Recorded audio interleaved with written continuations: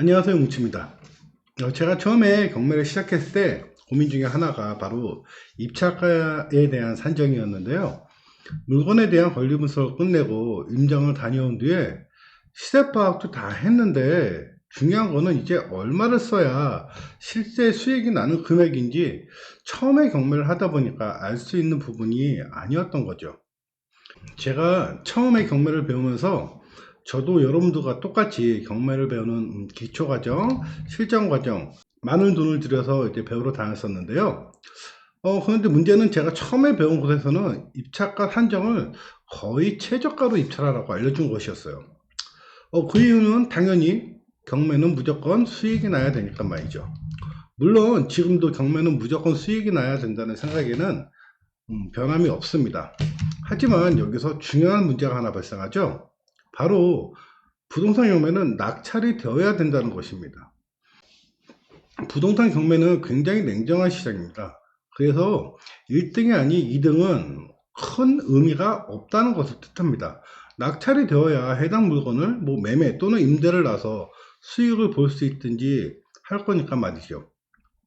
앞서 말씀드렸듯이 제가 처음에 경매를 배울 당시 경매를 알려주는 곳은 입찰을 할 때 바로 입찰에 공을 들여야 한다라고 알려주셨습니다. 이게 무슨 뜻이냐? 우리가 경매를 하면서 꾸준히 입찰에 공을 들이면 글 보이시죠? 공을 이렇게 거꾸로 하시면 뭐로 변하죠? 운으로 변하죠? 바로 입찰에 공을 열심히 들이면 낙찰이라는 운이 따라온다고 알려주셨던 거예요. 처음에는 저도 이 말에 공감을 하고 열심히 입찰을 하면서 법원에 입찰을 갔던 기억도 있습니다. 물론 한 40번 정도 폐차를 하니까 이 말이 정말 정답이 아니라는 것도 깨닫게 되었죠. 제가 한 6개월 동안 한 40번 정도 입찰을 하면서 10명이 입찰하면 한 8등, 9등, 20명이 입찰하면 15등, 16등, 결국 전부 다 낙찰은 되지 않고 폐차만 했었어요. 왜 이런 결과가 나왔다고 보시나요? 그렇죠. 거의 최저가에 근접해서 입찰가를 썼기 때문이었어요. 여러분한테도 제가 말씀드리지만 부동산 경매는 절대로 한 방을 노리는 로또 복권이 아닙니다. 부동산 경매는 바로 투자입니다. 우리가 어떤 것에 투자하기 위해서는 말이죠, 굉장히 많은 정보를 수집하고 그 수집한 정보를 데이터화해서 정확한 수익률을 뽑을 수 있을 때 투자하는 것입니다. 특히 부동산 경매는 처음 입찰하는 단계에서부터 내가 입찰하려고 하는 물건의 목적을 정확히 알고 하셔야 돼요. 즉 단기 매매로 수익을 볼 것인지 또는 전세를 주고 2년 또는 4년 뒤에 매매로 수익을 볼 것인지 아니면 월세로 임대 수익을 노릴 것인가에 따라 투자 수익률은 달라지기 때문에 입찰하는 금액 또한 달라질 수밖에 없습니다. 그래서 이 모든 데이터를 아주 단순하고 쉽게 볼 수 있도록 저희 회원분들에게는 제가 만들어 놓은 입찰가 산정 엑셀 파일을 제가 무료로 드리고 있는데요. 제가 자연스럽게 말씀드릴 수 있는 부분은 우리 회원분들은 최고 낙찰, 즉 낙찰 기간이 6개월 이상, 40번 이상의 입찰, 그 다음에 운이 따라서 낙찰이 아닌 최고 5번 정도 입찰하시면 한 번은 낙찰이 되신다는 거예요. 그 이유는 앞서 말씀드린 대로 정확한 투자 수익률을 계산할 수 있기 때문에 가능한 결과입니다. 그런데 여기서 하나의 문제가 좀 발생해요. 이렇게 제가 우리 회원분들한테 편하게 입찰을 하시라고 만들어 놓은 입찰 파일이 바로 엑셀이라는 겁니다. 하지만 생각보다 많은 분들이 이 엑셀을 처음 접하시는 분들도 굉장히 많으시더라고요. 물론 이 엑셀 파일은 제가 실전반 시간 때 여러분들에게 하나하나 사용하는 방법에 대해서 다 알려드렸는데요. 그래도 처음 접하시는 분들은 어려울 수밖에 없는 문제였더라고요. 또한 이 입찰가 산정 엑셀 파일에는 대출, 취득세, 양도세, 중개수수료 이런 것들이 전부 다 들어가 있다 보니까 요즘처럼 수시로 바뀌는 제도 기간에는 계속 업데이트를 할 수밖에 없는 부분입니다. 그러다 보니 엑셀도 처음 접하시는데 다시 바뀌는 파일 사용하시는 것에 굉장히 어려워하시는 분들이 점점 더 많아지시더라고요. 그래서 제가 이 영상을 제작하게 되었고요. 거의 한 몇 단계에 의해서 만들어질 것 같아요. 첫째, 엑셀을 기본적으로 사용하는 방법에 대해서 오늘은 이 영상으로 알려드릴 겁니다.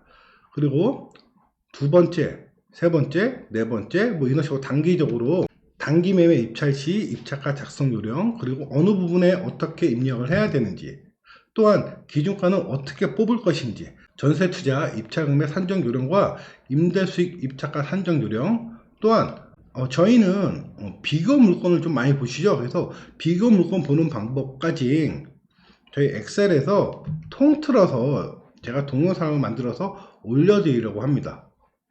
자, 오늘은 첫 시간으로 엑셀의 기본 사용 방법에 대해서 알려드리도록 할 거예요. 만약에 나는 엑셀을 굉장히 잘하고 능숙하게 다룰 수 있어 하시는 분들은 이번 편은 그냥 패스하셔도 됩니다. 다음에 제가 올릴 단기 매매 작성하는 법부터 보시면 되고요. 오늘은 첫 번째로 아예 엑셀을 모르시는 분들이 기본적으로 엑셀의 기본 사용 방법에 대해서 알려드리도록 하겠습니다. 자, 우선 저희 카페를 보시면요, 여기 보시면 맨 밑에 실전반 자료실이라고 있을 겁니다.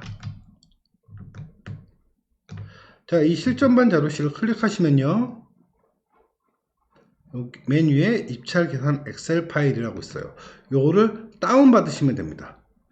자, 다운 받으시면 이런 파일들이 나오실 거예요. 뭐 단타 입찰표, 평균가 구하기, 임대 수익 입찰표, 양도세에 관한 거. 자, 오늘은 이런 것들을 보다는요, 아예 엑셀을 모르는 처음 접하시는 분들을 위한 처음 엑셀 기본 공부라고 보시면 됩니다. 자, 처음에 엑셀을 여시면은 이런 파일들이 있어요. 많은 뭐 네모 창들이 있고요.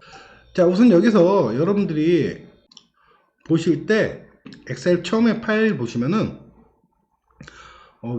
상단 위에 파일, 그리고 홈, 삽입, 그리기, 페이지 레이아웃, 수식, 데이터, 검토, 보기 뭐 이런 것들이 있죠. 자, 이런 것들은 여러분들이 입찰 작성을 하시면서 어떻게 사용하는지 알려드릴 거고요. 그냥 기본적으로 이런 파일들 이름이 있다.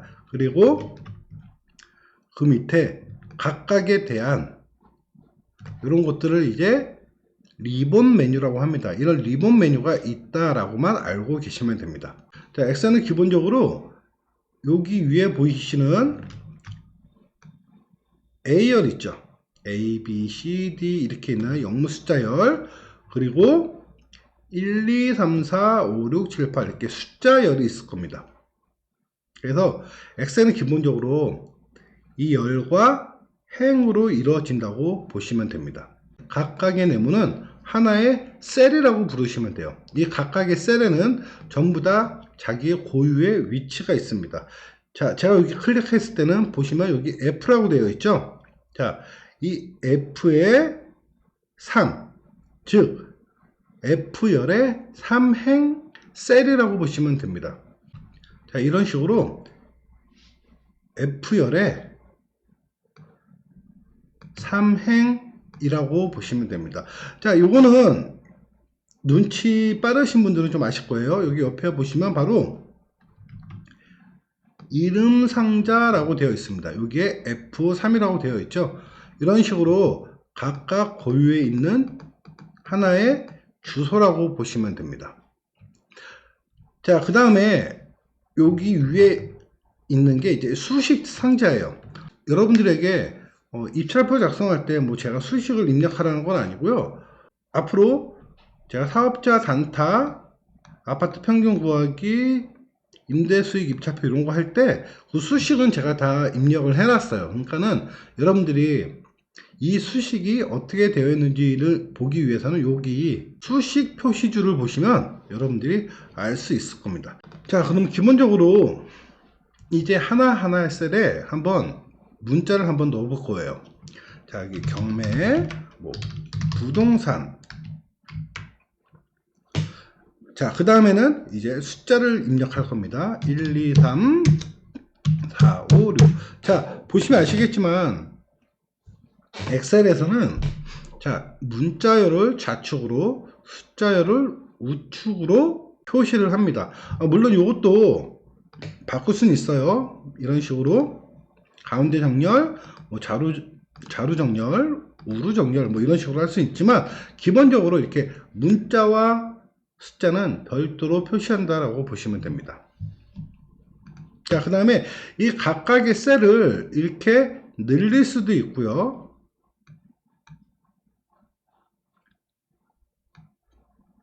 자, 이렇게 늘릴 수도 있고요. 또는